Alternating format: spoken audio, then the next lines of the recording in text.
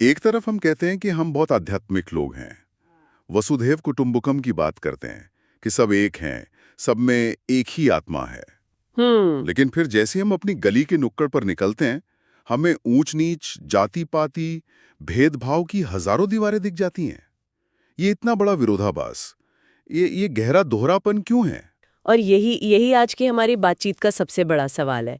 हमारे एक लिसनर ने ओशो की शिक्षाओं से जुड़े कुछ स्रोत भेजे हैं और वो इसी गुत्थी को सुलझाना चाहते हैं कि आखिर समाज से ये विभाजन की भावना जड़ से खत्म क्यों नहीं होती। तो सवाल ये है कि कानून और शिक्षा के बावजूद ये भेदभाव खत्म क्यों नहीं होता? स्रोतों में एक बहुत ही चौंकाने वाली बात सामने आती है क्या?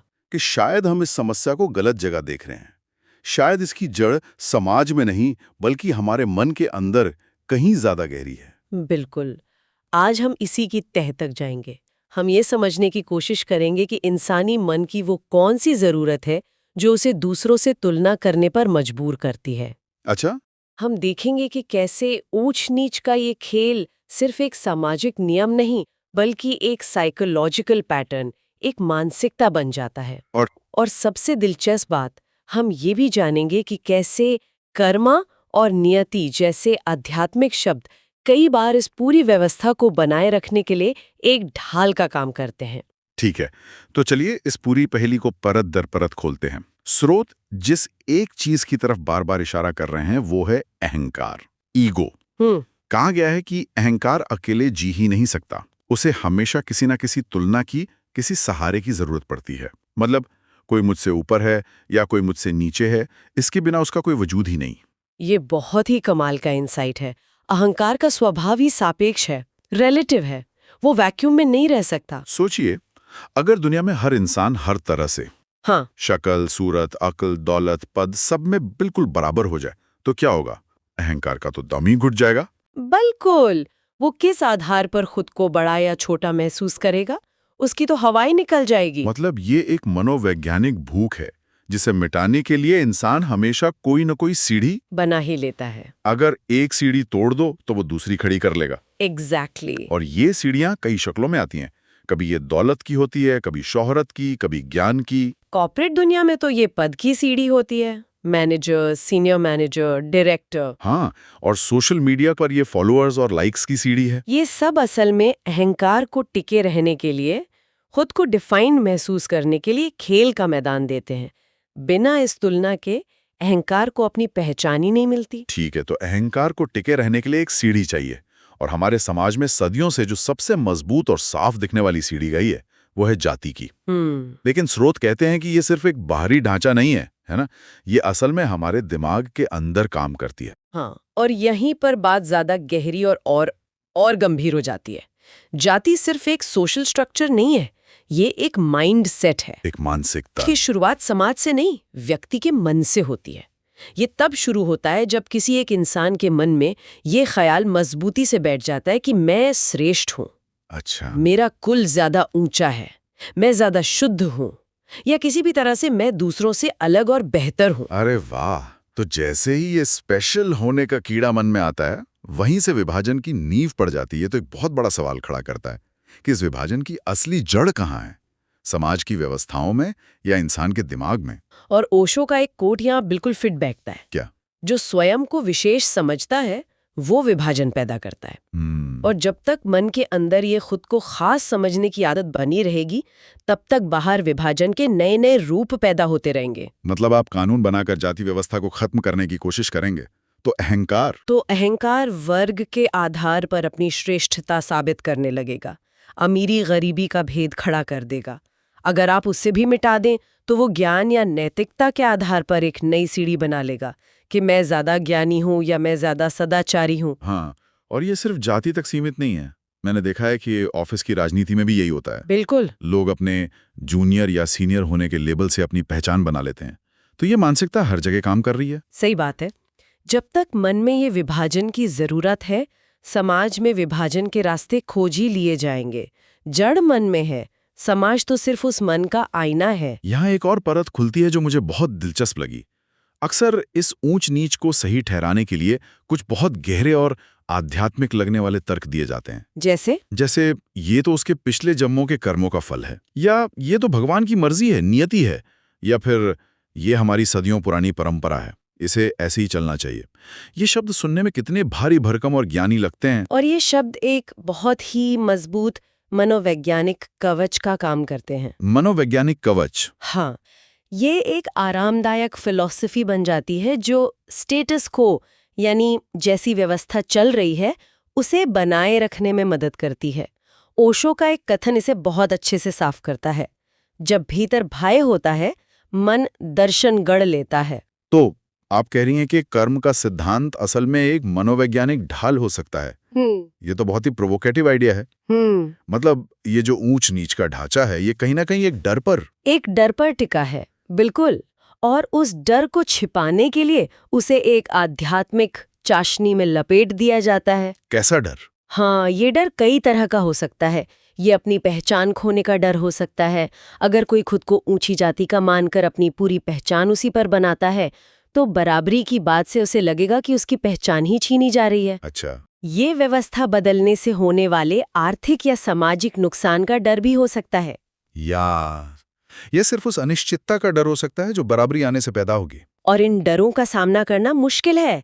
इससे कहीं ज्यादा आसान है कर्म, नियति या परंपरा जैसे शब्दों के पीछे छिप जाना। सही पकड़ा आपने। ये उस कड़वी सच्चाई पर एक सुंदर सा पर्दा डालने जैसा है। ये आध्यात्मिक शब्द एक तरह से समाज के सामूहिक डर को छिपाने का एक बहुत कारगर बहाना बन जाते हैं। ये आपको सोचने से रोकते हैं, सवाल करने से। बिल्कुल। जब सब पहले से तय है तो हम क्या कर सकते हैं, ये सोच बहुत आराम देती है। ये तो कमाल की बात है कि डर को छुपाने के लिए इतने भारी भरकम शब्द गढ़ लिए जाते हैं। लेकिन ये डर, ये असुरक्षा जिसके बारे में स्रोतपात कर रहे हैं, ये आती कहां से है? क्यों एक इंसान को दूसरे से श्रेष्ठ महसूस करने की इतनी जरूरत पड़ती है? और अब हम इस पहेली के बिल्कुल केंद्र में पहुंच रहे हैं। अच्छा। स्रोत बताते हैं कि इसका सीधा कनेक्शन भीतरी असुरक्षा, एक तरह के इनर हॉलोनेस या खालीपन से है। खालीपन। जिस इंसान को अंदर से ये एहसास नहीं होता कि मैं कौन हूँ, जिसे अपने होने का कोई बोध नहीं होता, वो बाहर अपनी पहचान खोजता है। और वो पहचान वो कैसे बनाता है? अपनी जाति से, अपने धर्म से, अपने वंश से, या फिर अपनी डिग्री या पद से। मैं एक ब्राह्मण हूँ, मैं एक राजपूत हूँ, मैं एक IAS ऑफिसर हूँ। इन बाहरी लेबलों से वो खुद को और दुनिया को ये यकीन दिलाना चाहता है कि मैं कोई ऐरा गैरा नहीं हूँ, मैं कुछ हूँ। बिल्कुल। ये अपने भीतरी खोखलेपन को बाहरी पहचानों के स्टिकर लगाकर भरने की कोशिश है। और यहीं पर आत्मबोध यानी सेल्फ अवेयरनेस और पहचान यानी आइडेंटिटी के बीच का फर्क समझना बहुत जरूरी है। क्या फर्क है? बाहरी पहचाने, मैं इस जाति की हूं, मैं इतनी अमीर हूं, ये हमेशा दूसरों के रेफरेंस में होती हैं। ये तुलना पर ही टिकी हैं। जबकि आत्मबोध का किसी दूसरे से कोई लेना देना नहीं है, वो तो खुद का अनुभव है। इसीलिए ओशो का ये विचार इतना जबरदस्त है, जिससे स्वयं का बोध है, उसे पहचान की जरूरत नहीं। एग्जैक्टली। जिस इंसान को अपने होने का, अपनी चेतना का अनुभव हो जाता है, उसे ये साबित करने के लिए किसी बाहरी लेबल की जरूरत नहीं पड़ती कि वो वैल्यूएबल है। उसका मूल्य उसके भीतर होता है, किसी सामाजिक सीढ़ी पर नहीं। उसे किसी से श्रेष्ठ महसूस करके खुद को अच्छा महसूस करवाने की जरूरत नहीं रहती। वो अपनी ही मौजूदगी में पूरा महसूस करती है। एक मिनट, लेकिन ये सुनने में थोड़ा निराशाजनक लगता है। क्या स्रोत ये कह रहे हैं कि भेदभाव के खिलाफ बने सारे कानून बेकार हैं, कि हमें सामाजिक सुधार की कोशिश ही छोड़ देने चाहिए? ये तो एक बहुत बड़ा दावा है। नहीं नहीं, बिल्कुल नहीं। ये एक बहुत जरूरी सवाल है। स्रोत ये नहीं कह रहे कि कानून या सामाजिक सुधार बेकार हैं। तो फिर हर को नियंत्रित कर सकता है, लेकिन मानसिकता को नहीं बदल सकता। सही। कानून अहंकार को नहीं मिटा सकता, और जब तक इंसान का अहंकार जिंदा है, जब तक उसके मन में श्रेष्ठ होने की प्यास है, वो अपनी श्रेष्ठता साबित करने के लिए नई नई सीढ़ियां बनाता ही रहेगा। एक दरवाजा बंद करोगे, वो दूसरी खिड़की बना लेगा। और यहीं पर ओशो के इस विचार का असली सार सामने आता है। सच्ची क्रांति भीतर की है। मतलब असली और टिकाऊ बदलाव तब आएगा जब क्रांति बाहर समाज में नहीं बल्कि हर व्यक्ति के भीतर होगी। हाँ, जब एक व्यक्ति जागरूक होता है, अवेयर होता है, जब वो अपने ही अहंकार के खेल को, अपने ही असुरक्षाओं को देखना शुरू करता है, जब वो होशपूर्वक ये देखता है कि मेरा मन कैसे हर वक्त दूसरों से अपनी तुलना कर रहा है, जब वो इस आदत को छोड़ देता है, तभी सच्ची बराबरी का जन्म होता है।